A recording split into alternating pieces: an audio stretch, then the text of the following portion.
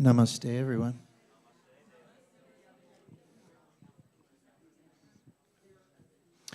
How's everybody doing today?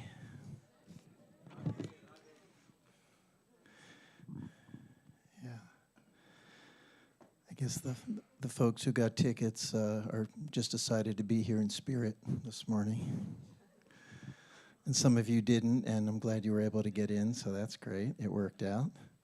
It's also, we're broadcasting on YouTube as well on the Ayurprana channel, so you can go back and watch it to your heart's content. It'll be there. Yeah. How many of you are coming to Ayurprana Listening Room for the first time? Awesome. Welcome. Happy you're here. Yeah. I'm going to make a few announcements. First announcement is next weekend we have an amazing kirtan ensemble. Some of the members are from New Orleans, and some live here in Asheville, and that's Sean Johnson and the Wild Lotus Band. Sean was here in the fall, and the place was shaking. Can you lower this a little bit, Pierce? It's feeding back a little bit. Thanks, man. So that's Saturday night, next Saturday, 1 week from today, Sean Johnson and the Wild Lotus Band. My kirtan band is going to be here on May 20th, and I'm looking forward to having my first appearance at the listening room. It's also going to be a 6-year anniversary for Shanti Elixirs, who makes the delicious jeûne that we all enjoy here. And the opening ensemble is going to be Aditi and Jay, who are amazing. So that's going to be on May 20th.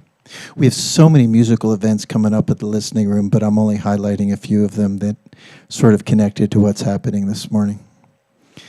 Then we have an incredible kirtan singer who we're deeply pleased to have in Asheville from June 16th to June 18th, and that's Genevieve Harrison. I'm just joking. No, she really is coming. June 16th to June 18th, yeah. No, Genevieve's amazing. We're super happy to have her. You didn't do that when I said I was playing on May 20th. I mean... Anyway, yeah, so she's going to do a couple of kirtans and a workshop as well. Then we have this amazing ensemble coming on June 29th from Yo-Yo Ma's Silk Road Ensemble, and that's Sandeep Das on tabla and Mike Block cello player, duo, and that's going to be amazing, and that's the 29th of June. So you can come to that, and then you can just bring a sleeping bag, and then on June 30th, Dr. Lad is going to be offering an evening program called From Trauma to Radiant Joy from the perspective of Ayurveda. So that's going to be a great double header. Do you all know that we opened a beautiful resort, Panchakarma Retreat Center up in Weaverville, up in the Blue Ridge Mountains, 100 acres. I chant there for the Panchakarma participants every Wednesday night, and the energy there is just magical and beautiful, and we have an incredible 5-star plant-based chef and Panchakarma treatments and walks in the woods, and it's just magical. So if you've been thinking about doing a Panchakarma cleanse, definitely check it out. It's called the Soham Mountain Healing Resort, and you get to be in the Blue Ridge Mountains and just be 20 minutes outside of Asheville. So yeah, we're open, so come check it out. We also just yesterday, is today Saturday? Yeah, yesterday started our Ayurvedic Institute Wellness Clinic every Friday, yeah. And you get to have a consultation from the students for just $9.95. Did I get that right, Shannon? Yeah. It's really amazing to have that service available in town, and if you're looking to receive some healing and a consultation, and that's personally tailored for where you're at, definitely check it out. That's on the Ayurvedic Institute website, correct? Okay, so on the Ayurvedic Institute website. And did y'all know that our sister entity is the Asheville Yoga Center? Some of you take yoga classes there? Yeah, cool. Well, we wanted to let you know that we have some upcoming yoga teacher trainings in case that's something that interests you. 100-hour trainings, 200-hour trainings. I think it ends there, yeah. 300? Wow. 400. Do I hear 500? I'm only going to study with somebody who's taken the 500 training. In any event, and I have a favor to ask of y'all. If you like this venue, and some of you have come, how many of you have come to a concert or two here so far? Yeah. Awesome. So there's something going on right now, which is the Mountain Express Best of Western North Carolina Asheville ballot, where you can vote for things like best of.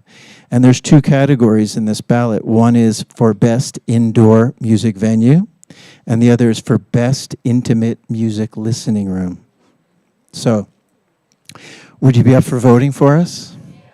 And while you're there, would you hit up Asheville Yoga Center too? Thank you. Just know you can skip categories, but you have to put in 30 choices in different categories for your vote to count. You can't just go, best intimate listening room, and then just hit submit. It won't go. So thanks for doing that. Really appreciate it. Well, happy you're here, and I'm going to leave you to Dr. Vasant Lad. So enjoy.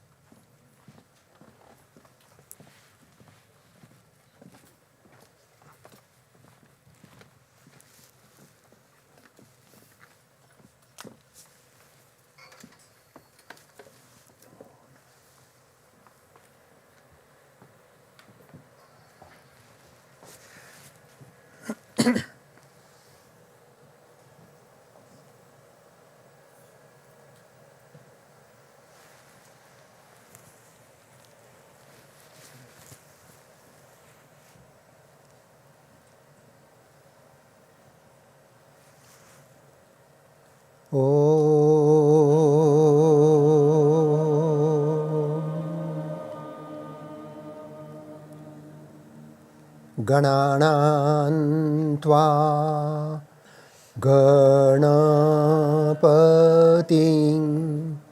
हवामहे कविं कवीनाम् उपमश्रवस्तमं ज्येष्ठराजं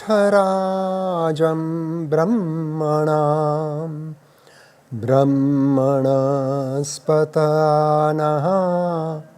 शृण्वन्नोतिभिः सीदसादनम्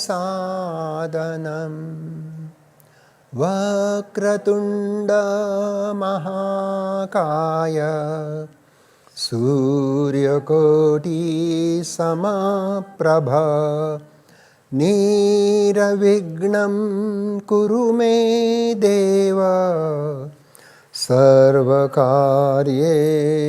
सर्वदा सिद्धि बुद्धि शक्ति सहित श्रीमन्महागणाधिपतये नमो नमः निर्विघ्नं कुरु या कुन्देन्दुतुषारहारधवला या शुभ्रवस्त्रावृता या वीणावरदण्डमण्डितकरा या श्वेतपद्मासना या ब्रह्माच्युतशङ्कर प्रभृतिर्भिर्देवैः सदा वन्दिता सा मां पातु सरस्वती भगवती निःशेषजाड्यापः गुरुर्ब्रह्मा गुरुर्विष्णुः गुरुर्देवो महेश्वरः गुरुर्साक्षात् परब्रह्म तस्मै श्री गुरवे नमः Tasmai Shri Gurave Namah. Gurave Namah. Gurave Namah. Good morning, dear friend. According to ancient Vedic tradition, every good thing begins with a prayer. And we did prayer to Lord Ganesha. Ganesha is an ancient Vedic deity. The Sanskrit word Ga means senses, Na means awareness, and Isha means God, the God of sensory perception, the God of sensory awareness, who removes the obstacle in learning, in sharing. Second deity, we did prayer to Saraswati.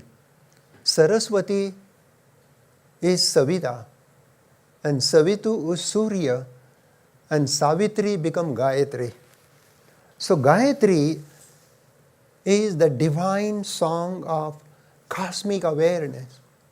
And Gayatri becomes Savitri, Savitri the sun of reality who gives us light. And that is Saraswati, the goddess of wisdom. And then we did prayer to the Guru, because Gu means darkness and Ru means light. So Guru is the enlightened master who dispels the darkness from our day-to-day life, day-to-day perception. So according to Vedic tradition, we did prayer to Lord Ganesha. He is the God of wisdom, God of knowledge.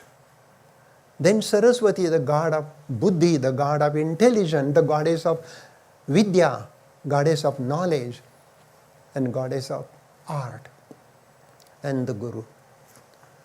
So based upon this, we will have a wonderful journey together, the journey within. Now when we say journey within, then it is a journey in the heart, journey towards heart.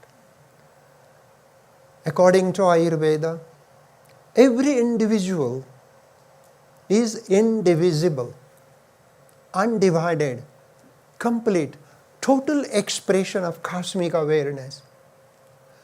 And the source of knowledge is within, source of love is within, source of clarity is within, and the source of divine wisdom is within.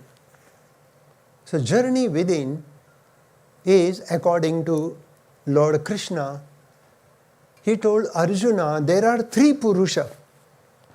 Kshara Purush.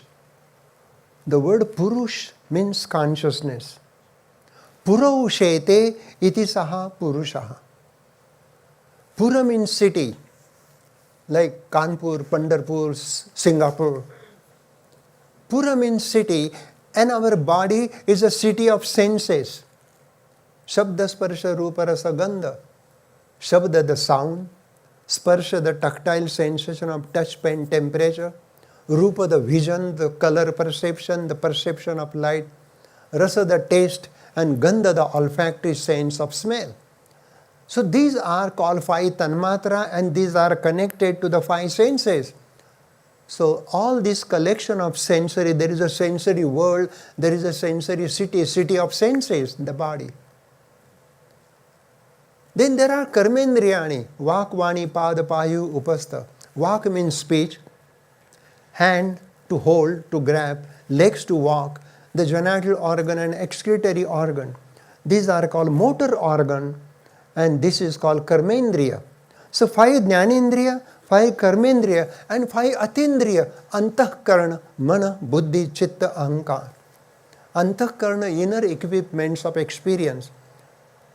Buddhi, the reasoning capacity. Mana, the mind for feeling. And chitta is your subconscious mind. And behind that is ahankar. Ahankar is I former. So this is according to ancient Vedic system, that Kshara Purush, Ksharati, that which is subject to the birth and that which is subject to the death. So we all are physical entity, physical being, that is Kshara Purush. And because of death, we all have fear of death. The ultimate fear is a fear of ending. Then person will die, his breath will leave, the consciousness will leave. We have seen the birds are dying, trees are dying, people are dying. My father died, my mother died. So that which is subject to birth and death is Kshara Purusha. But inside this Kshara Purusha, there is a Akshara Purusha, means immortal Purusha. That immortal Purusha is Jiva. That immortal Purusha is Jivatman. And therefore, we travel from one life to another life. Punarapi jananam, punarapi maranam, punarapi janani jathare shayanam. So many births we born, so many deaths we died, so many lives we live. That eternal Purusha is Akshara Purusha. And third one is Uttama Purusha, Purushottama, the divine Purusha. We can call that as cosmic consciousness. So within this body, there is a physical person, then there is a immortal person, and behind immortal person, there is a divine person, eternal Purusha, and that Purusha is very divine. Purusha evedagn sarvam yad bhutan yaccha bhavyam utamrutatva sheshanaha yadannenati rohati sahasra shirashaha purushaha sahasrakshaha sahasrapada sabhumim vishvato vritva atyattishta dashangulam. Dashangula means 10 digit. That divine Purusha, he was there, he is here, and he will be there. So, that Purusha we will discover today. This is our inner journey, the journey into inner being, the journey into the core of our existence. So, Ayurveda is very spiritual science. It has its root in Rigveda and Atharva Veda. And Ayurveda and Yoga go together. The Yoga and Ayurveda, their language is the same, Sanskrit. There is a Yoga Sutra, there is a Ayurvedic Sutra. There is a Ashtanga Yoga, there is a Ashtanga Ayurveda. And Yoga talk about Sattva Raja Tamas, Ayurveda speaks a great deal about Sattva Raja Tamas. Yoga talk about 7 dhatu, Rasa Rakta Mans Med Asti Majja Shukra. Ayurveda talks a great deal about Rasa Rakta Mans Med Asti Majja Shukra. These are all concurrent, inherent, sister sciences. And that's why a yogi who doesn't know Ayurveda, he is a half yogi. And the Ayurvedic clinician, physician who doesn't know yoga, he is a half physician. Because without Ayurveda, yoga is incomplete. And without yoga, Ayurveda is incomplete. So Ayurveda and yoga, these are the two sides of the same coin. This is very important. Yoga is higher science, union of the lower self with the higher self. But to become perfect yogi, dharmartha kama mokshanam arogyam moolam uttamam. Dharma, the righteous duty. Artha, the monetary achievement. Kama, the fulfillment of positive desire. And moksha is enlightenment, the liberation. These are the 4 pillars of life.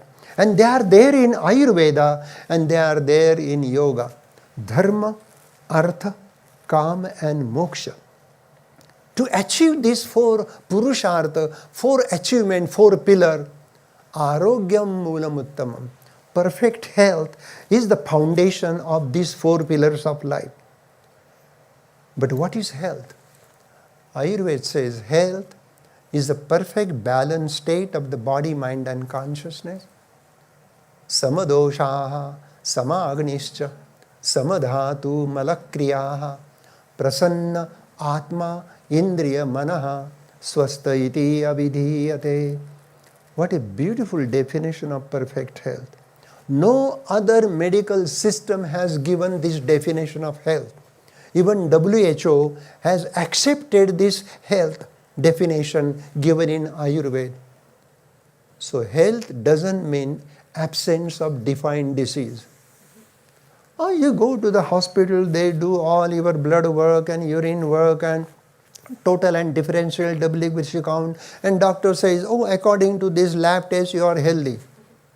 But patient says, no, I am not healthy. I feel sadness, I feel unhappiness, I feel aches and pain. So what is health? So health according to Ayurveda, samadoshaha.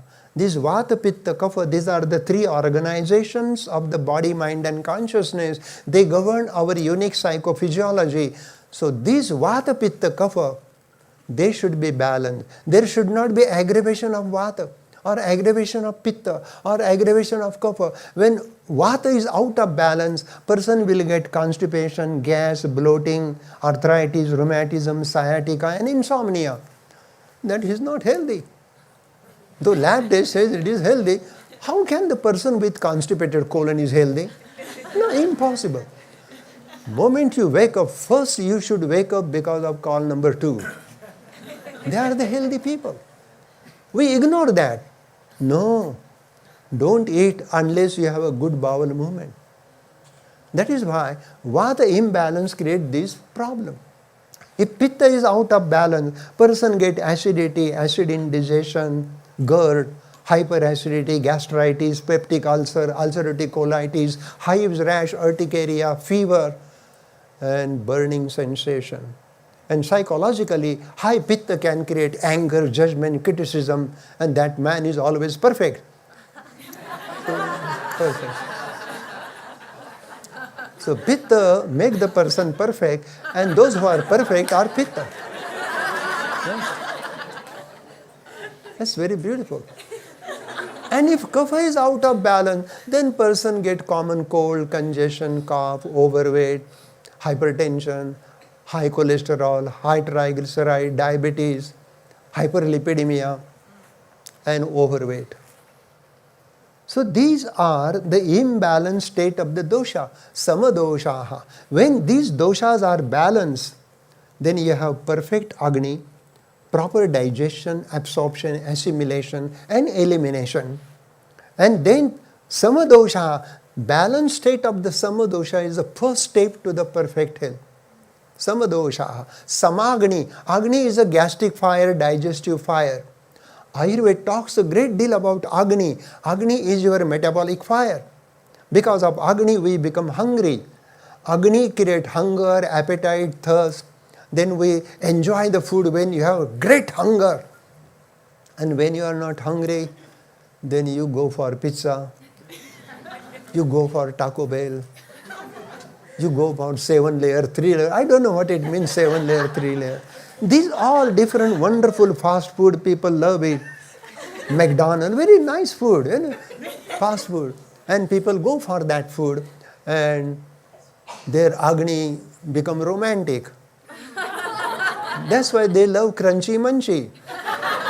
Amazing. But when you have real hunger, even simple khichdi will taste like a heaven.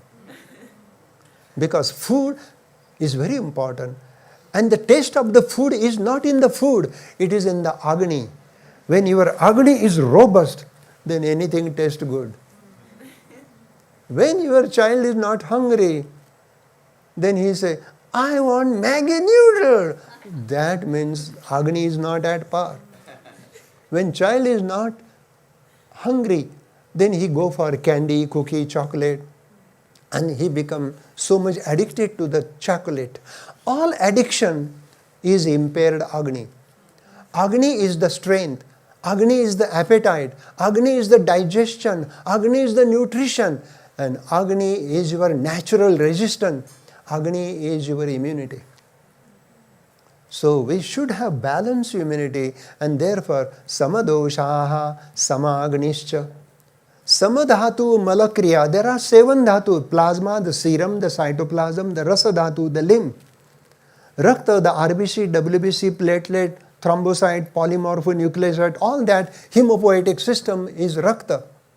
Mamsa, the skeletal muscles, striated muscle, smooth muscle, all voluntary, involuntary muscle, they come under Mamsa Dhatu.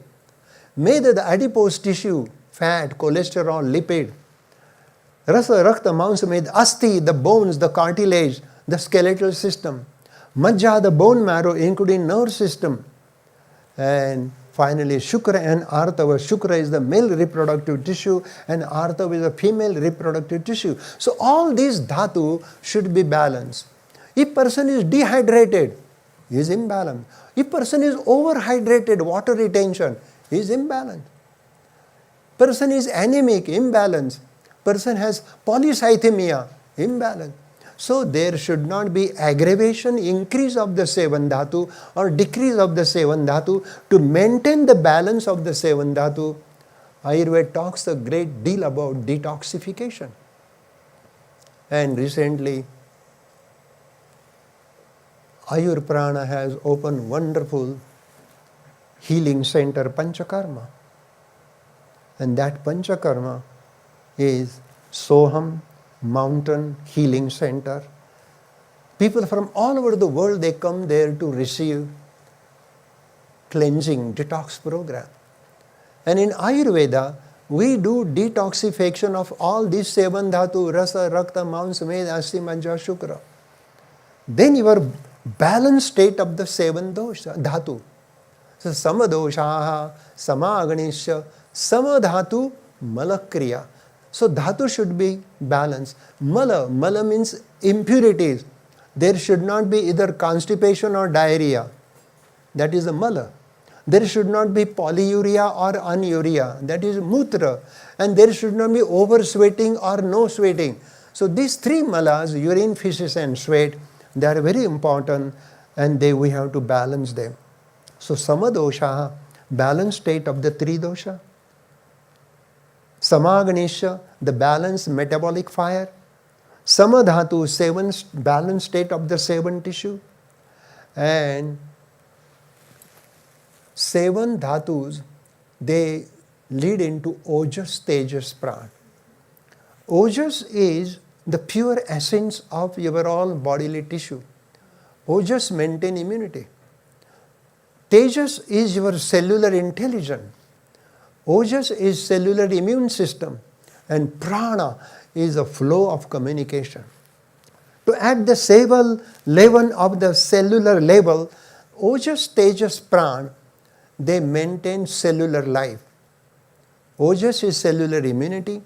Tejas is cellular intelligence. Every cell has an intelligence. And Pran is a flow of communication, flow of intelligence. But remember, people say, I want to increase my ojas. They eat so many ojas producing food, their ojas become high. And if ojas become high, then your immunity become haywire. And haywired immunity can attack your bodily tissue. And that is the root cause of autoimmune disease. Your immunity is attacking your dhatu, your tissue. So we should balance. Therefore, all our students in ASP1, ASP2, they studied the pulse. There is a special pulse for Ojas, Tejas, Pran. And the ratio of Ojas, Tejas, Pran should correspond to your Prakriti. For example, my Prakriti is Vata 2, Pitta 3, Kapha 1. So my Prana should be 2, Tejas should be 3, Ojas should be 1. Moment my Ojas become 2, I will get problem. Raw ojas can create high cholesterol, high triglyceride, hypertension. Increased tejas will create inflammatory markers. Body will increase the inflammatory marker and people get microinflammation. It makes the body acidic. And even high prana make the mind hyper. So we don't want to increase Ojas, Tejas, Pran. We have to balance Ojas, Tejas, Pran based upon your Prakriti, Vikruti paradigm. This is amazing that Ayurveda talks a great deal about Ojas, Tejas, Pran. So, this is the ideal model, ideal picture of perfect health. samadoshaha, samagnischa, samadhatu, malakriya. Now next, prasanna atma indriya manaha. Prasanna means happy state of atma, the soul, the spirit, the consciousness. Your consciousness should be blissful and peaceful. Atma, Indriya, the doors of perception. Indriya, the inner doors of perception should be clear. Your senses should not be preoccupied.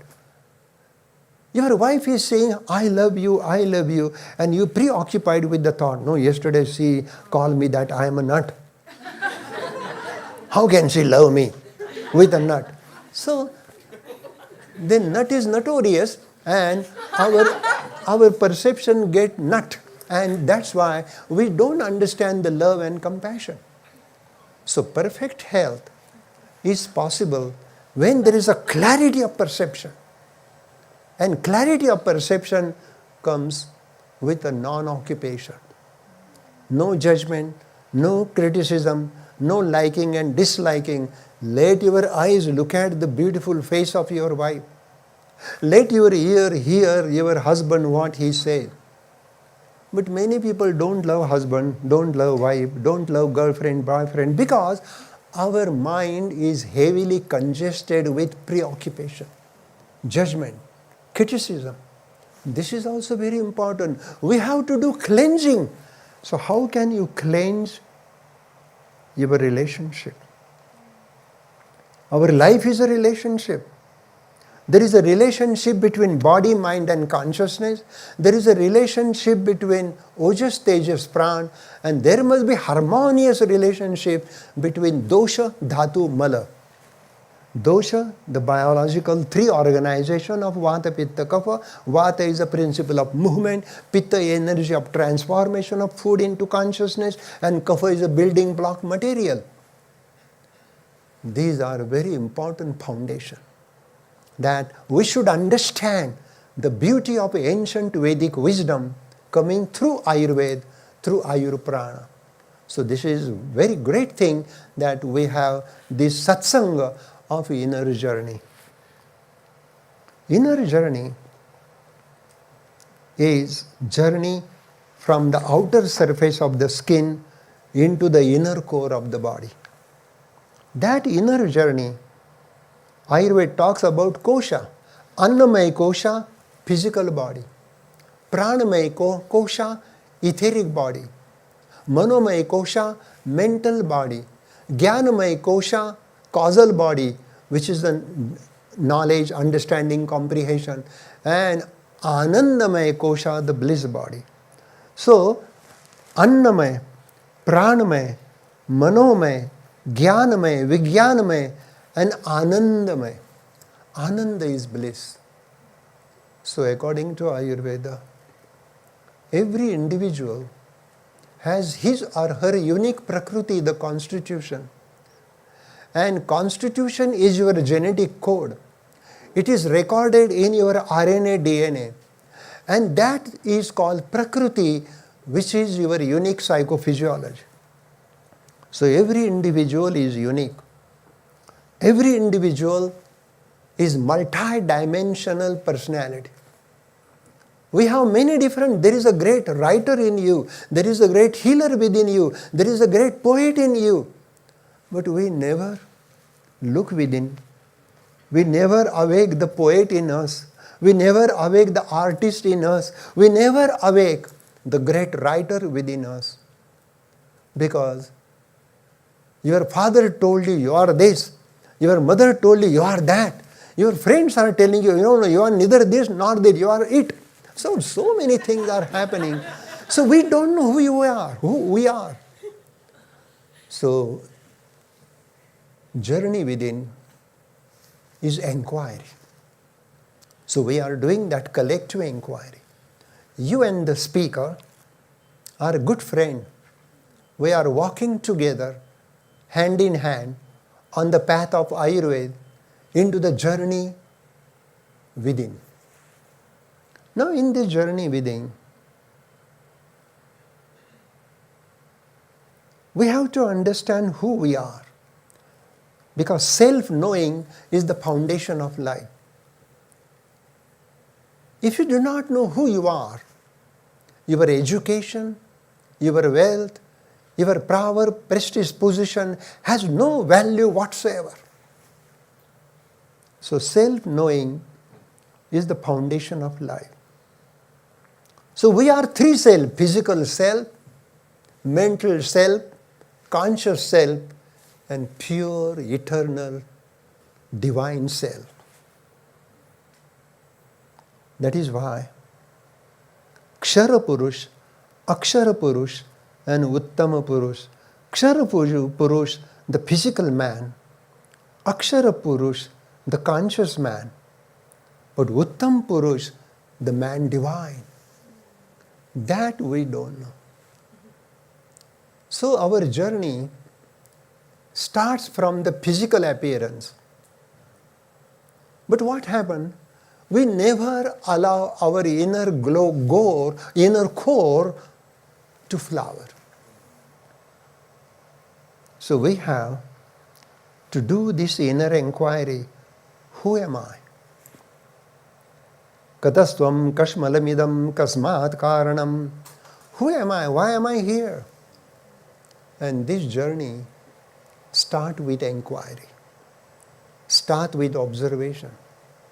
So, in this journey, we are the physical body, and this physical body is innocent, beautiful engineering.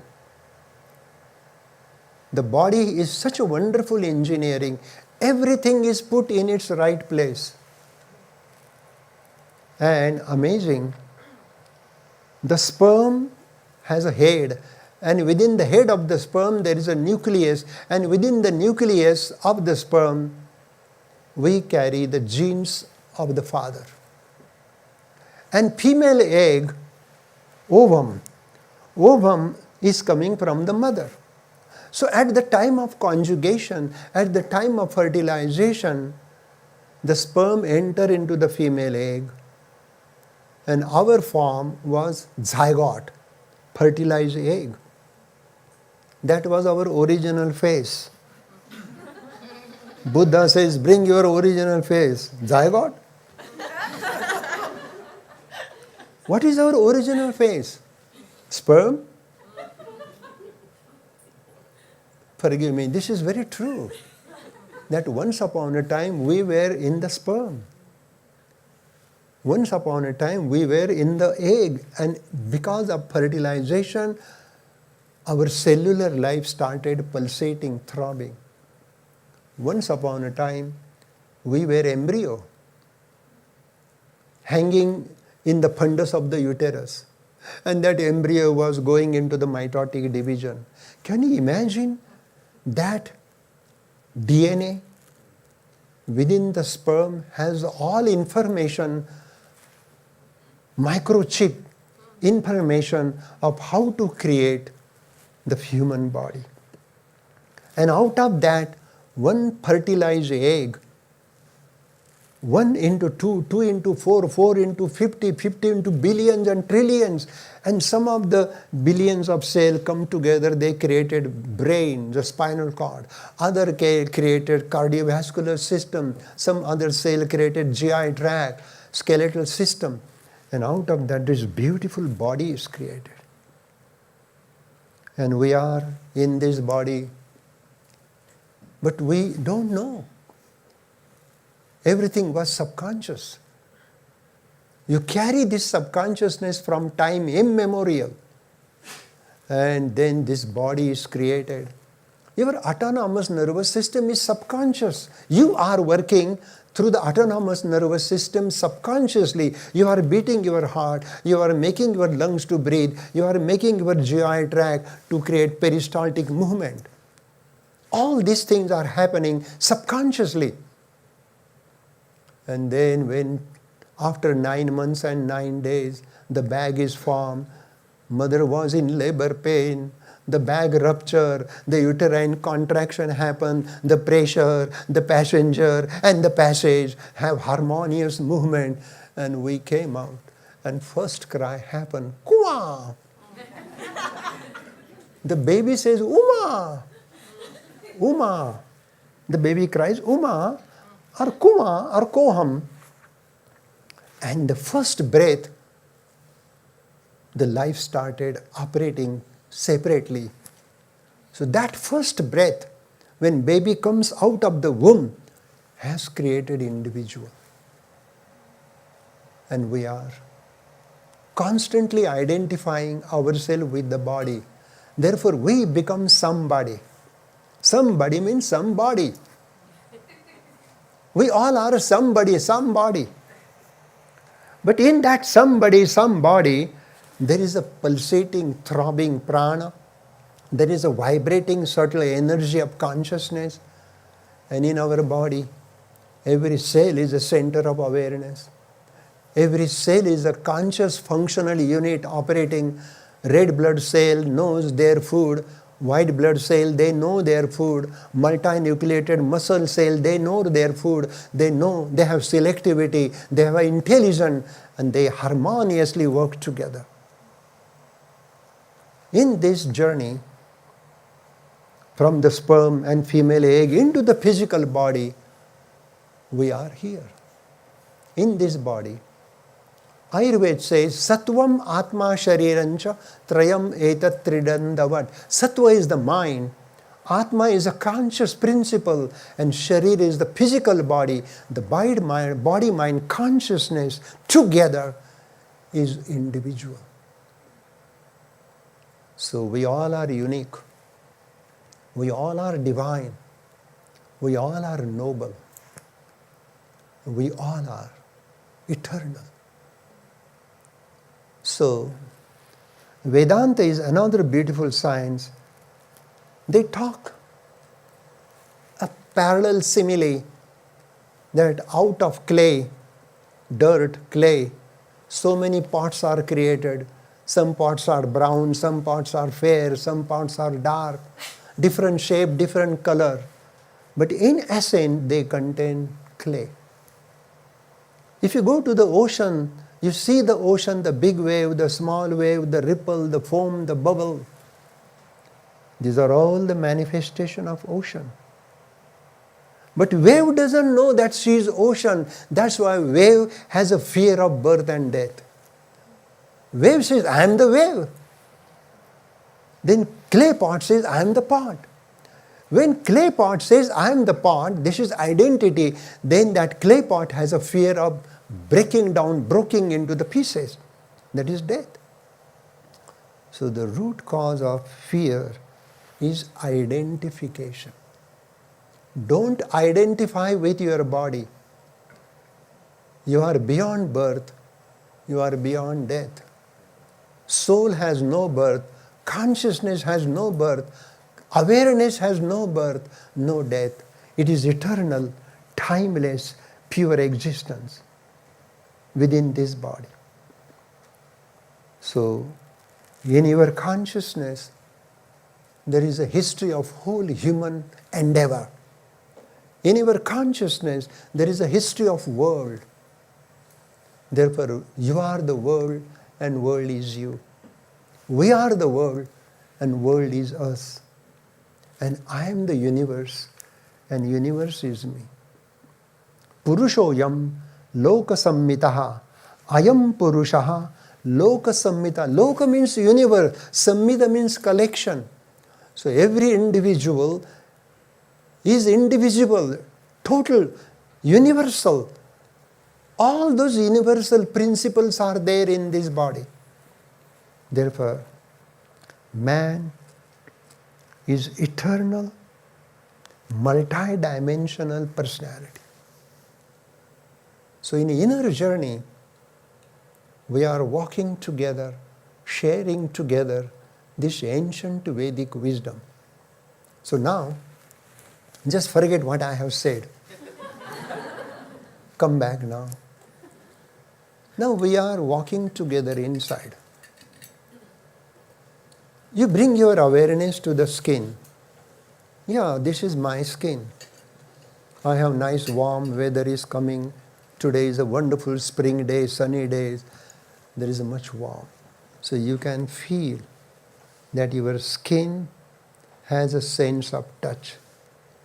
Because of me, skin is having tactile sensation, tactile perception of touch, pain, temperature.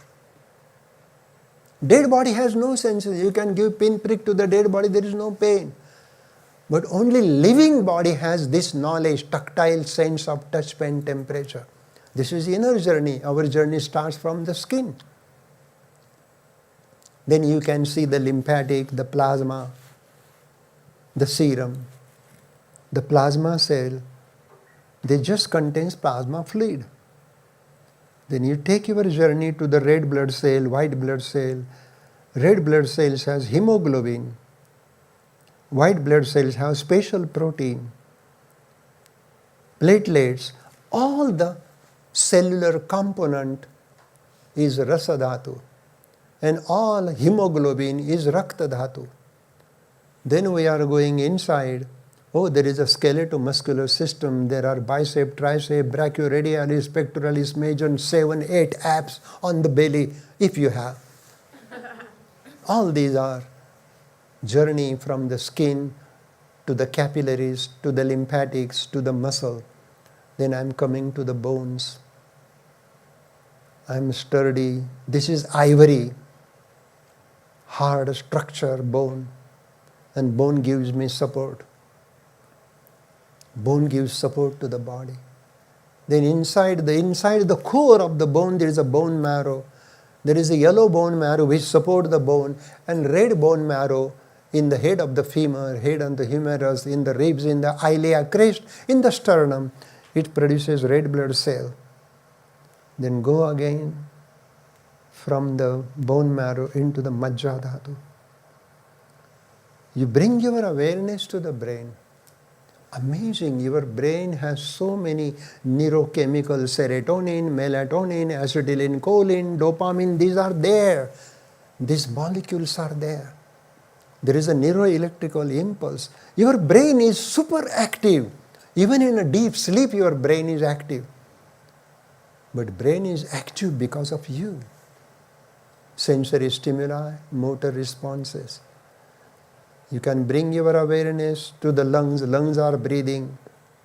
Inhalation, exhalation. Subconsciously, I make the lungs to inhale. Subconsciously, I make the lungs to exhale. Then bring the attention to the diaphragm. Diaphragm is descending. Diaphragm is ascending. During exhalation, diaphragm is ascending. During inhalation, diaphragm is descending. It's so wonderful just to watch your body. Then you are breathing. Then you come to the nervous system. And from the nervous system, you go into the consciousness. You are the pure consciousness. You are the pure awareness. With this awareness, you expand your consciousness. Oh, there is someone sitting in this room, next to me, front of me, back to me. You are just expanding your consciousness from your body, and through the doors of perception, you bring your consciousness to this hall, to this room. There are about 100 people sitting in this room. You carry the consciousness to every corner of this room. There are chairs, there are all these equipments. Then slowly bring your consciousness to the Asheville. There are roads, people are doing something, people are thinking something. Amazing. People are driving car, people are doing business, people are talking. Amazing. Then expand your consciousness to the nation. I am in America, East Coast, West Coast. People in the East Coast, they are traveling subway. People in the West Coast, California, they are New Age society. They are also conscious. Likewise, you are expanding your consciousness. You come to the earth. I am the whole world. You come to the galaxy. Then sun is emitting light. I am related to the sun. There are particles coming from the sunlight. They are going into my body through my auric field. This is amazing. The whole galaxy. You look outside, there is a mountain. Mountain is breathing. There are trees. Trees are breathing. Leaves are breathing. My lung is breathing. It is represent the leaves of the tree. Trees are breathing through the leaves. There is a flower. Flower is blooming. So everywhere there is awareness. Everywhere there is consciousness. So when you practice this inner journey become outer journey. Journey within become without. Then stage will come. You enter into the vast emptiness. That emptiness is now. That emptiness is eternity. That emptiness is Purna, whole. Purnamada, Purnamidam, Purnat Purnam Udachyate, Purnasya Purnamadaya, Purnameva Vashishyate, Purnamada, Purnamidam. This is whole, that is whole. Whole plus whole is whole. Whole minus whole is whole. Whole divided by whole is whole. So zero is emptiness. Zero is whole. That zero is emptying of the mind. That zero is pure awareness. And that is why awareness is whole. Awareness is eternity. Awareness is God. Awareness is love. Awareness is freedom. And when you realize that you are no more body, but you are the awareness present in every single cell of the body, you are the awareness which is present in the tree and flowering as a beautiful flower, dancing with the wind as a newly born leaf. You are in the sun as a pure awareness which emits the light. You are in the moon, which is awareness reflecting the light. So as awareness is concerned, we all are one. So this Vedic sutra, Purnamada, Purnamidam, Purnat Purnam Udachyate, Purnasya Purnamadaya, Purnameva Vashishyate. Shesh means what remains behind, is Purna, the whole. That whole, W-H-O-L-E, is holy, H-O-L-Y. So your soul is holy. Your awareness is holy. Holy is not a creation of human hand or human brain. Holy is eternity. Holy is pure awareness. Holy is clarity of perception. And that holiness in this inner journey, you are bringing out into your relationship. Your relationship is holy. Your relationship is sacred because there is so much love in your relationship. So dear friend, we are learning this inner journey. Then you will come to that state that there is nothing inner, nothing outer. We have divided inner and outer. Anything under the skin is inner, and anything outside the skin is outer. There is nothing is inner, nothing is outer. What is inner is outer, and what is outer is inner. So journey within is journey without. Again, open the eyes and see this whole world is your expression.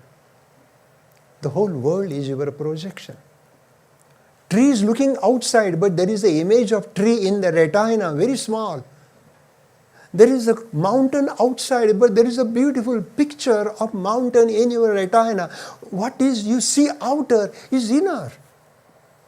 The sound is coming from the outer sound, the barking of a dog, cry of a child, or call of a bird. But that outer sound goes to the external acoustic meatus. It touches the eardrum. It becomes the vibration, auditory nerve, and sound is yielded into the temporal area, and you listen to the sound. So God or eternity has created this body. It's a beautiful engineering. And this body has 9 gates. 7 to the head, 2 ears, 2 eyes, 2 nose, 1 mouth, and lower opening. So this is a 9-gate temple. This is the 9-gate home in which you are living. And through this 9 gate, you are going to the outer world. So really, journey within is journey without. And in this journey, we are using our relationship as the mirror to see within. So if you use your relationship with your wife, with your husband, girlfriend, boyfriend as a mirror, mirror reflects you. So you can watch your anger in the relationship. You can watch your fear in the relationship. You watch your frustration in the relationship. But don't judge your wife. You made angry. You made me angry. No. She had not made you angry. Anger was within. Fear is within. Frustration is within. You know what we have collected, accumulated within is a mess. So, journey within is cleansing. Your eyes are innocent. Your eyes have capacity to see the truth, the reality. Tree is the reality. Mountain is reality. Your wife is a reality. Your husband is a reality. So when you look outside to your wife, at the same time look inside to your inner consciousness, what your thought is thinking, what your feelings are feeling, what your image are making. We have image making machinery, chitta. And chitta is an image making machinery. You have image of your wife, you have image of your husband, image of the girlfriend, boyfriend. There are thousands and thousands of images. There are screens of images. And through the screen of images, you are looking at your wife. And what you look, what you receive is filtered. It is filtered to the yesterday's nut word. It is filtered to the abuse, insult, hurt. Therefore, we become isolated, separated. And root cause of depression, root cause of loneliness is isolation, separation. I'm my wife is me.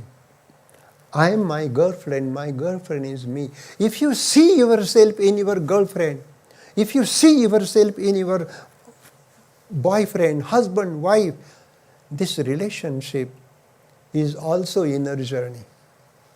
So can you do your inner journey in daily relationship, in daily behavior, daily response? And if we really practice this art of meditation, this art of looking, art of listening, then your journey within is happening in every moment of your life, in every walks of your life, so that your life will become whole. Not to judge, not to criticize, not to compare. Or you said, you will tell your wife, I am loving you more than you love me. Why you say much and more? How can you measure the love? You cannot measure the love in terms of milligram, in terms of centimeter, in terms of pound. How many pounds you love me? It is not true. So, awareness is immeasurable. Consciousness is immeasurable. Relationship is immeasurable. Love is immeasurable. Therefore, truth is immeasurable. You cannot measure. Science wants to measure everything, which is good. Science wants to measure everything. But in spiritual field, we have to live in this world of science, in the world of logic and measurement, immeasurable insight, immeasurable inner journey, immeasurable journey within. And if we really follow this, it will change our life. Your life is eternity. Your life is endless. Your life is divine. And your life is noble. Then we will realize Kshara Purush, Akshara Purush, and Uttam Purush. Uttam Purush is total human being. We are fragmented human being. We are one thing in the office, totally different thing in the home. And therefore we are carry these broken pieces of fragment, anger, hate, envy, jealousy, frustration, hurt, sorrow. These are all the fragments of our life. Journey within, unfold the whole. And every human being is a whole. Every human being is a universe. When you meet your wife, you are meeting the universe. When you are meeting yourself, you are meeting the universe. We all are unique universe. And within this world, we project our universe. So, Ayurveda is profoundly spiritual science of healing the body, mind and consciousness through panchakarma cleansing. We do Vaman, Virechan, Basti, Nasya, Rakta, Moksha. All this, Vaman is vomiting, emetic therapy. Virechan is purgation therapy. Nasya is nasal therapy. And Rakta Moksha is blood cleansing. So all these different detoxification, in the act of perception, you are detoxifying. Awareness is a great cleansing. If you pay complete attention to the tree, non-divided attention, unbroken attention, you look at the bark of the tree, the branch of the tree, the flowers of the tree, the leaves of the tree, and in that act of looking the tree, you become tree. Tree can talk to you. I love my trees. In India, in the farmhouse, there is a beautiful tree, banyan tree. And whenever I go, the leaves shatter and I hug that tree. I kiss that tree. Sometimes I cry just looking at the tree. Trees have feeling. Tree can look. Tree can listen. Tree can have great touch. So this whole universe is hungry for your touch, hungry for your look. Have you ever looked at your wife at the first time? Why you get bored with your wife? Wife is not boring. Whatever is accumulated inside is creating boredom. Do you follow? She said something, you heard something, and that all accumulated experience, knowledge. Then you are seeing last 13 years same black mole on her cheek. And you get bored with the black mole. No. That mole is new. This picture I draw in meditation. This Ganesha came. I have great affection for that picture. It is new to me, ever new, eternal. And we give this picture as a gift to the people. And any new picture you bring, you put into your room, you couple of weeks you can watch that beauty, but then you take it for granted. Oh, I know that beautiful picture is there. I know that beautiful wife is there. She's taken for granted. Then you become used to her. You follow? When you become used to your wife, when you become used to that picture, you stop looking. Every day morning, to be frank with you, I look at the face of my wife. She is so beautiful. She is so divine. And every moment she welcomed with a smiling face. Oh my God. Every day her smile is different, her eyes are different, her breath is different, her consciousness is different, her look is different. This is beauty. There is a great beauty in the rock, so-called crooked rock. If you look at the rock with a clarity, that rock looks different in the morning with the rising sun. Same rock look different during daytime when the sun is burning the rock. And in the evening when there is a rain and the rock become wet and you look at the rock looks so beautiful. So the morning rock, afternoon rock and evening rock is a movement of beauty from beauty, beauty from beauty, beauty from beauty. Like newly born leaf is beautiful. It is transparent. It looks pink. And sunlight passes through that. You can see the capillaries of the leaves. And the young leaf, green leaf, is vulnerable leaf dancing with the wind. It's still beauty. And during fall season, that leaf become dry, dead, turn yellow, turn brown, and drop on the ground. Still there is a beauty. But we never see the beauty in the dry, dead leaf. Perhaps an artist will draw the picture on the canvas. Then you say, oh, it is a beauty. Beauty never dies. Beauty, newly born leaf is very delicate beauty. Green leaf is a very young, vulnerable beauty. And dry, dead leaf is a mature beauty. It drop on the ground. Beauty never dies. That is why in Veda they say Satyam Shivam Sundaram. Satya is truth. Shiva is holy, sacred. And Sundara is beauty. So Satyam Shivam Sundaram is Sat Chid Ananda. Sat means truth. Chid means awareness. Ananda means bliss, the joy. They are one. So dear friend, during this satsanga, we had a wonderful journey together. And in this journey, speaker has shared with you how to travel from the skin into the capillary, from the capillary to RBC, WBC, from there the muscle fiber, then go to the muscle structure, then adipose tissue, then bones, then bone marrow, then nerve tissue, then enter into the mind. You know, the best thing to observe, daily observe your daily operating consciousness. When I'm looking at you, I'm watching my consciousness. What my consciousness is telling me about you? Am I judging you? Am I criticizing you? Am I liking you? Am I disliking you?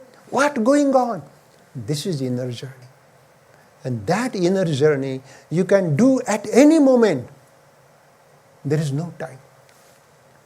And if you really watch your daily operating consciousness, this is the divine book that you have to read. You have to read your own book. Your daily operating perception, your daily operating consciousness. If you read that book, you will fall in love with existence. You will fall in love with yourself. And that eternal love is love divine. Then you will be highly enlightened person walking on the road. This is amazing. When Buddha used to walk, he was walking with awareness. He was fully aware with his step on the ground. And with that awareness, he feel the delicacy of the ground, the touch of the ground. And Buddha used to walk with such a gentleness, with such a awareness. Even it is not the season for the flowers to bloom, flower will bloom. Even it is not the season for the grass to become green, grass become green. And even though it is not a season for the trees to blossom, trees blossom. This is a blossoming of awareness. This is a flowering of awareness. This is a greenery of awareness. Even ugly man, there is nothing is ugly. Ugly is the judgment. I have never seen any ugly man in my life. Have you seen any ugly flower? There is no ugly flower in this world. Have you seen any ugly tree? No tree is ugly. Ugly is the judgment. Ugly is the conclusion. And ugly is measurement, evaluation. So inner journey, the journey within, is the journey of perception, is a journey of awareness from the skin, superficial fascia, deep fascia, muscle, bone, cartilage, into the bone marrow, and then go into the cellular space. And the space between two cells, it is the same space between two galaxies, two universe. So you are porous, you are eternal, you are pure awareness. So dear friend, if you have any question, we can lead our dialogue into the question and answer. We have a We have a microphone here. If anybody would like to ask a question, just raise your hand.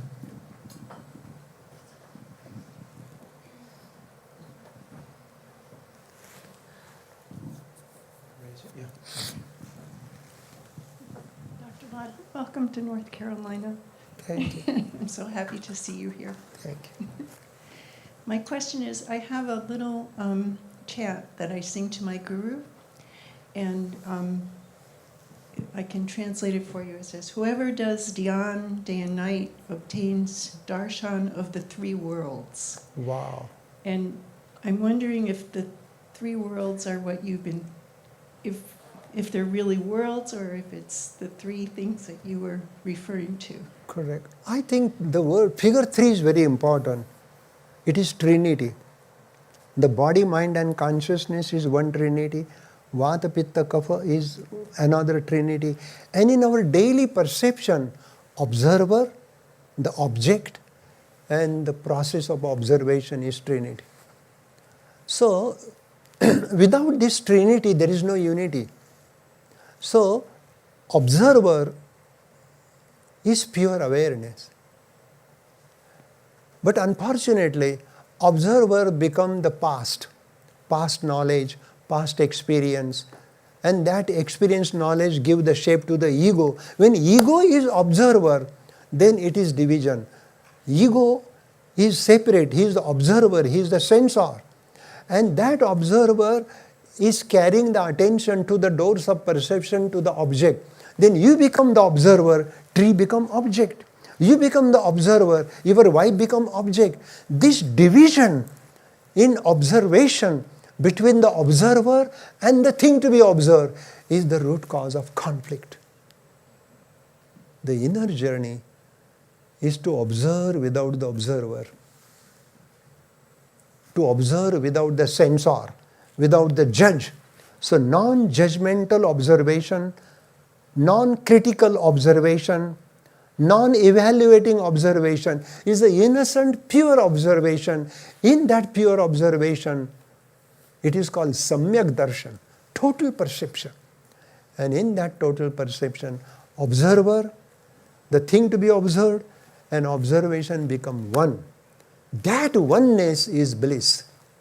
That oneness is eternity. That oneness is whole. Very beautiful. Thank you.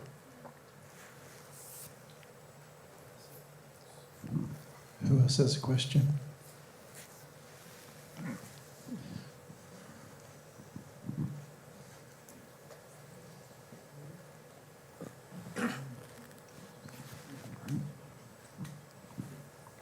Hello. Could you please tell us a little bit more about your art piece of Ganesha that you made? Oh, this is thank you, dear. You know, I had a great fear of mouse. You know? So, and mouse is the vehicle of Lord Ganesha. It's a mystic. Lord Ganesha is very mystic. So, I was sitting in a lotus pose in Pune, my home, and I was in silent meditation, and I feel somebody is sitting here. And I saw that there was a beautiful baby mouse. Oh my God, that baby mouse with his big ear and cute little eyes and the tail, I fall in love with him. The fear is gone. And then mouse disappear. I don't know whether it was a real mouse or my hallucination, I don't know. But anyhow, the fear of mouse is gone. And then at the root chakra, I saw the red light. And Lord Ganesha is the god of root chakra. There I saw the red light, and the red orange light got a shape, and that is the outer shape. It looks like an elephant, the trunk. Then that is Yajñopavitam. And suddenly cobra came up and he hold the hood over the picture of Ganesha. And over that cobra, there is a pearl of wisdom. Oh my God, that picture becomes so clear, so palpable, so tactile. I say, is it clear? I was just opening. I'm not a good artist, but I'm okay to draw a picture. So that picture which I saw in my meditation, it was revealing, and suddenly I asked my wife that I have to draw the picture. I went, I purchased the canvas, and I have this color.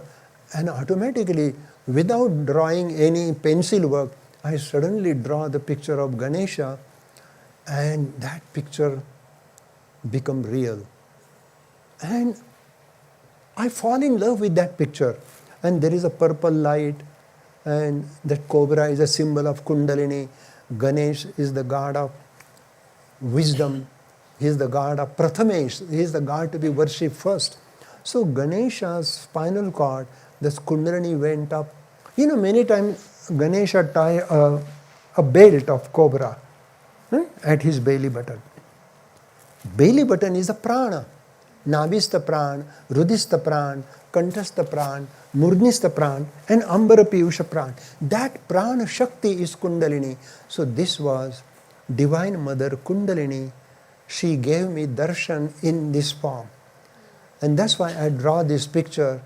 And this picture just came through meditation, and amazing. Thank you for asking this wonderful question, that there is a wonderful story behind this picture. And every day I look at it, it looks new. It looks totally different.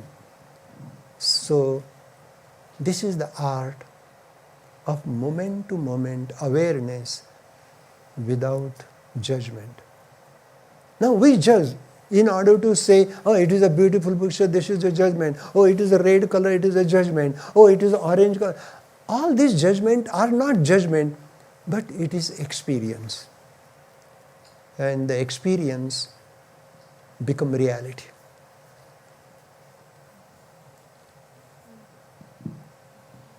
Thank you. More questions? Anyone? Put your hands up high.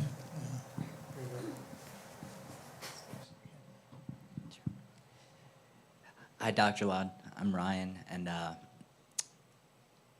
it feels like such a blessing to have the Ayurvedic Institute and you come to Asheville, so welcome, and thank you for your talk today. My question, I'm wondering if you have any daily rituals that you stick to, and do you feel like rituals are important to be a balanced human being in day-to-day life? Very beautiful. Rituals are very important. Ritual is your daily regimen. And ritual is like a ceremony. Ritual is like celebration. So early morning I wake up 5:30 to 6 o'clock, brush my teeth, scrape my tongue, drink a glass of warm water, sit in a cross-leg posture facing the east, and I do my pranayama, Basrika, Kapalabhati, Anulom Milom, Ujjayi, Udgit, Shitali, Shitkari. Amazing. And in that pranayama, there is so much great joy, so much beauty. My whole body becomes vibrant. And then I do meditation, Soham meditation. Inhale with So, exhale with Hum. Soham is a universal mantra. my Guru, Hambir Baba, he gave me this mantra. I still remember him. And Soham sadhana. So is Shiva, Ham is Shakti. So is prana, Ham is apana or udana. In between so and hum there is a gap. That gap is the gate for inner journey. And in that gap between so and hum, there is timeless eternity. And then I sit quiet and Soham disappears. And there is only silence. As I was doing this meditation, the neighbor's dog was crying, "Woo," like that. People get scared when you hear the cry of a dog. "Woo," like that. And as one was listening that cry of a dog, I feel tummy ache in my tummy. And I saw worms in the tummy of the dog. I said, this dog has a worm, that's why he's crying. And next day when I went for a walk, the same neighbor came out with the dog. "Hey, hi Dr. Lad, how are you?" I said, "Fine, fine." I asked him, "When did you deworm your dog?" "Oh, long ago. I think it is a time for your dog to be dewormed." And then he said, "Yeah, that's good." So he went to the veterinarian. He said, "Yeah, your dog has worms." They deworm him. And his dog became all right. Then after 1 week, he came to me. "But how do you know that my dog has worms?" Now, what can I tell him? I said him, I was in just sitting quiet and I heard the cry of your dog. And if you listen to the cry of a dog, then that cry goes to the ear and it will follow the path. Every sound has a pathway. And pathways of the sound of inner pharmacy and inner pathology. So I heard the cry of your dog and I got tummy ache. That's why. This is listening without division. Very important. And amazing. This is my routine. Then I take shower. I don't eat any breakfast. I eat 1 meal a day, only lunch. And dinner, 1 cup of milk, that's all. And this gives me energy, vigor and vitality. So routine is beautiful. And without routine, I never enter into the world. Thank you for asking this question. Any question?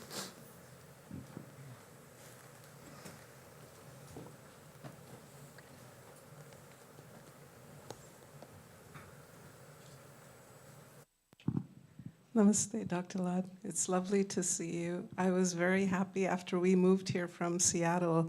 The next month I found out that you and the Ayurvedic Institute were moving here, so very happy to have you here. Over the years, I've studied with you for about 15 years now. So I've heard you say how cause is effect unmanifested and effect as cause manifest many times. And in that statement, I have always questioned the role of karma and what is it that we actually do in every lifetime. So could you please comment Beautiful. on that? Wonderful. Cause is conceived effect. Because within the cause is pregnant with the effect. So cause is conceived effect and effect is revealed cause. As the cause, so the effect. So karma plays very important role. There is a nitya karma, daily karma. like daily activity, daily relationship, all karma. In this karma, there are certain karma give immediate result. When I'm thirsty, I drink cup of water. That drinking water is a karma which quenches thirst. Then it is over. I'm hungry, I eat food. Eating food is a karma that satisfies the hunger. That karma is over. But there are certain karmas, they take time to give the fruit. These karmas, they accumulate into the subtle body. They are called sanchit karma. And out of those sanchit karma which are ripe, which become well ripe to give us result, they come forward. They are called prarabdha karma. Prag arabdha means they come forward. Prarabdha karma. So, we are born because of the prarabdha karma. Now, this is very interesting.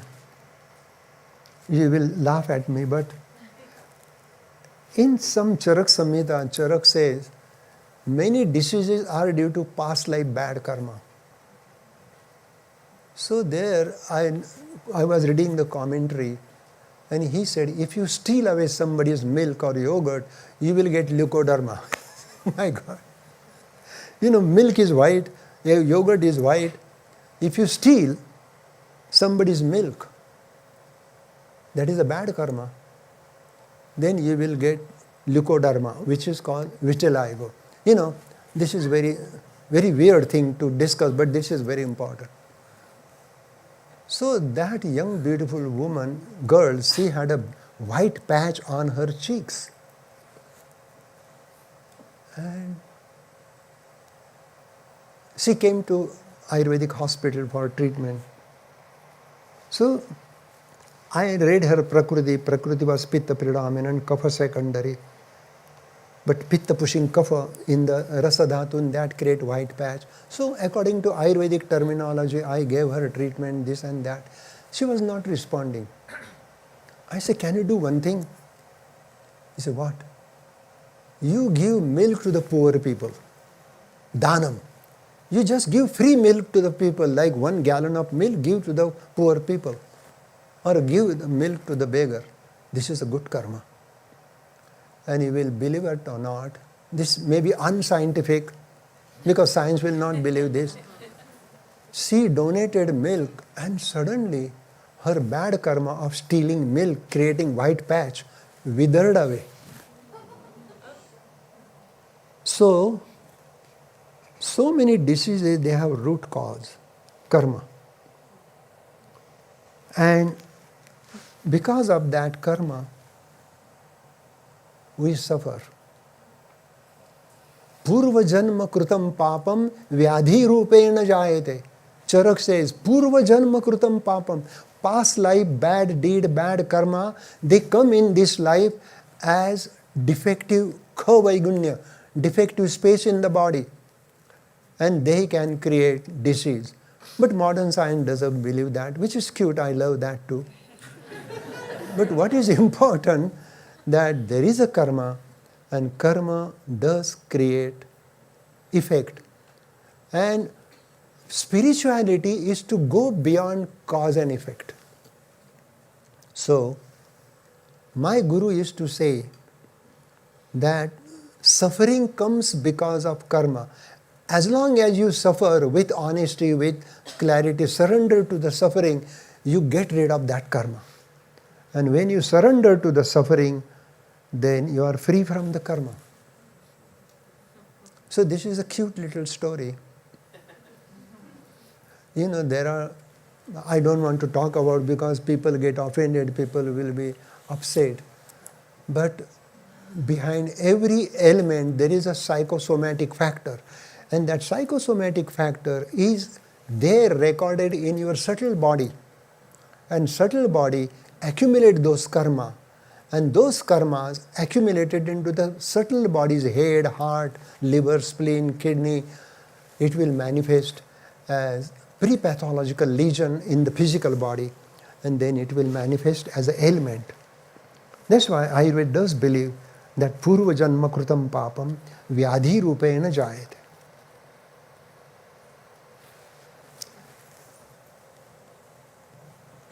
More questions? Thank you so much, Dr. Lad, for being here, all of your time. I have a question. So in terms of panchakarma, I've never done it. I've just learned about it in my studies. But I was wondering, since most of, the biggest root cause is our mind a lot of times, what is being done during panchakarma for the mind? And why is it not more highlighted? Anywhere where you look, we talk about the doshas, that's really trendy right now, but somehow the mind factor always gets forgotten, so I'm just curious about it. No, that's very beautiful. According to Ayurveda, mind and body and consciousness are one. Since last 2 decades, mind body medicine is becoming popular. And Western science says mind is separate from the body. Ayurveda says no, as long as we are in the body, mind and body exist together, function together, operate together. So in Panchakarma, when we do Shirodhara, the oil is running through the scalp. Then the oil molecules from the scalp go into the skin, superficial fascia, deep fascia, it goes to the nerve ending. And there, that medicated oil molecules, they stimulate the secretion of neuropeptides, neurotransmitter, and suddenly it helps pineal gland to release serotonin, melatonin, acetylcholine, and slowly person's stress is gone, and that way mind is healed. In Ayurveda, there is a separate therapy for the mind. And for the mind, we can do Graha Chikitsa, Daiva Vyapashray Chikitsa, means treatment through a spiritual healing. And in that spiritual healing, they do mudra, mantra, yantra, and homa, and havana, Agni Kriya, or it is called Agni Hotra. There are certain mantras. Each mantra has a Rushi Devata Chanda. Each mantra has a incredible spiritual power called Siddhi. And by using mantra meditation, Panchakarma, even we can do Nabhi Basti, and that Nabhi Basti can heal the mind. If you do Prushta Basti can heal the mind. Because in Ayurveda, mind is included in the body, mind-body medicine, and mind-body-spirit medicine is Ayurveda. So, though apparently it looks that we are just treating the body, no. When I touch here, I touch the mind. When I touch here, I touch the body. When I touch here, I touch the pilupak, pitterpak, means at cellular level. So mind is not apart from the body, but it is a part of the body. Thank you. Who else would like to ask a question? Yeah.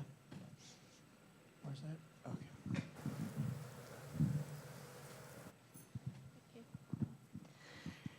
Deep blessings, Dr. Lad. Welcome to the South. We needed you here. And I speak that on my ancestors' behalf, too.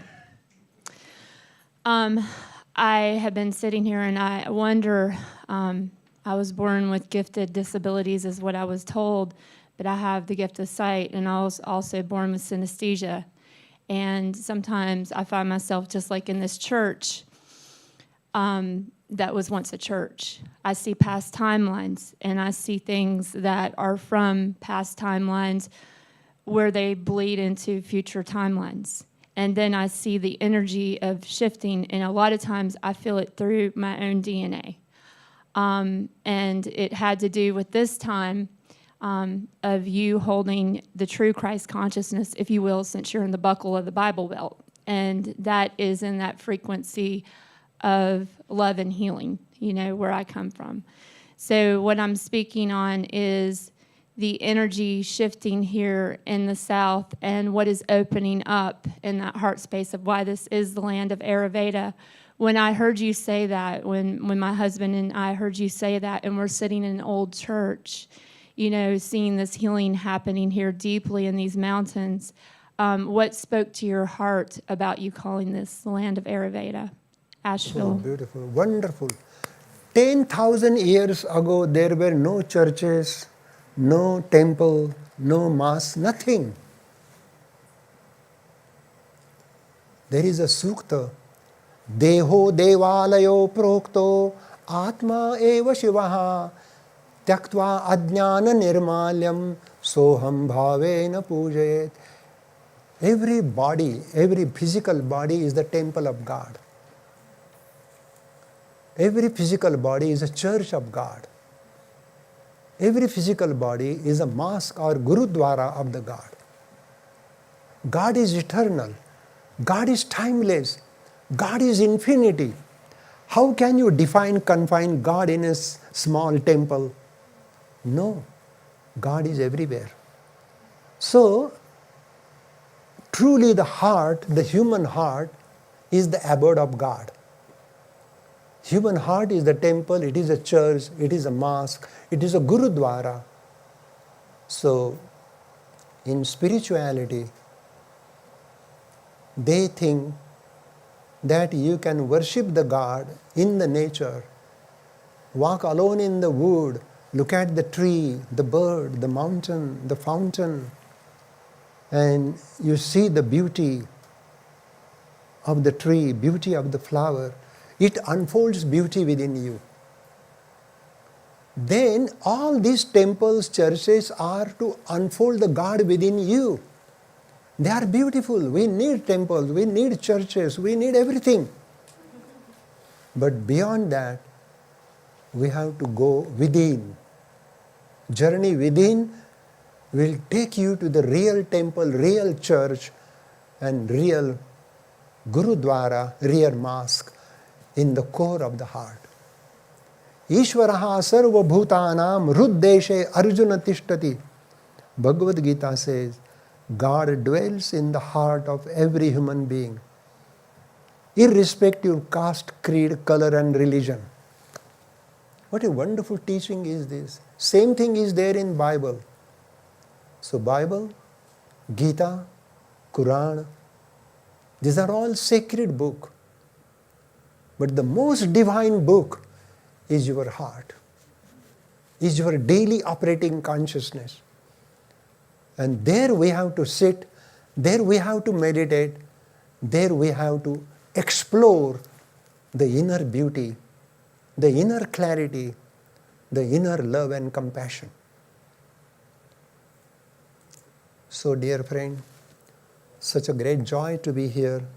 Thanks to Ayur Prana, thanks to Ayurvedic Institute, and thanks to Soham Mountain Healing Center. They are bringing Ayurveda and they are working very hard to bring this ancient Vedic wisdom into our daily life. This kind of satsang we require. We should do this kind of meeting frequently, at least once in a fortnight, once in a month or once in a week. And that way we can share, we can explore. And this is our swadhyay. This is our self-study, self-inquiry, self-investigation is swadhyay. Namaste. Om Sahana Bhavatu Sahanam Bhunaktu Saha Viryam Karavavahai Tejasvinabadhitamastu Ma Vidvishavahai. Om Shanti Shanti Shanti. Devi Sureshwari Bhagavati Gange Tribhuvana Tarini Tarala Tarange Shankara Mauli Viharini Vimale Mammatirastam Tava Pada Kamale Bhagirathi Sukhadaini Mata Tava Jala Mahima Nigame Khyata Naham Jane Tava Mahimanam Trahi Kripa Mahimama Jnanam.